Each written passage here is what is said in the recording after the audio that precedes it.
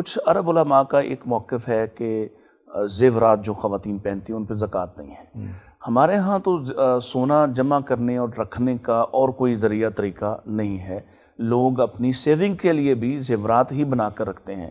تو کیا یہ موقف اختیار کیا جا سکتا ہے کہ جی زیورات ہیں تو اس لیے زکوٰۃ نہیں ہو، جتنے مرضی زیورات ہو جائیں؟ دیکھیں، اس کی وجہ یہ ہے کہ جو زیر استعمال جو کہتے ہیں نا کہ نہیں ہے زکوٰۃ، ان کا نقطہ نظر یہ ہے کہ جو زیر استعمال ہے اس کو نبی پاک صلی اللہ علیہ وسلم نے استثناء دیا ہے. ٹھیک ہے. کوئی بھی چیز، مثال کے طور آپ کی گاڑی ہے، آپ زیر استعمال ہے، گاڑی جتنی مرضی مہنگی ہے، گھر ہے آپ کے زیر استعمال، اس کے اوپر زکوٰۃ نہیں ہے. تو اسی طرح جو زیور ہے جو خاتون کے زیر استعمال ہے اس کے اوپر زکوٰۃ نہیں ہے. اب جو زکوٰۃ اس کے لیے جو زیر استعمال ہوتا ہے، ایک خاتون جو ایک وقت میں پہنتی ہے، اس کے لیے جو خود شریعت نے مقرر کر دی ایک مقدار کہ 7.5 تولے سے نیچے جتنی بھی ہے، گویا ایک خاتون ایک وقت میں اس سے زیادہ تو استعمال نہیں کر سکتی. لہٰذا جو اس کے زیر استعمال رہتا ہے، جو اس کو ایک وقت میں پہن سکتی ہے، وہ 7.5 تولے سے زیادہ بالعموم ہوتا ہی نہیں ہے.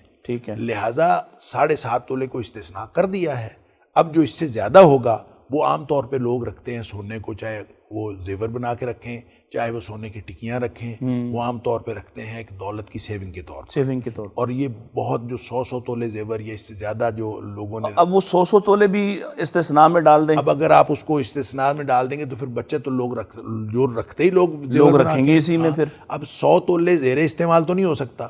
وہ تو ظاہر ہو سکتا ہے زندگی میں ایک دفعہ بھی نہ پہننا ہو، اور یا کبھی ایک دفعہ پہننا ہو، تو اس کو آپ زیر استعمال نہیں کہہ سکتے.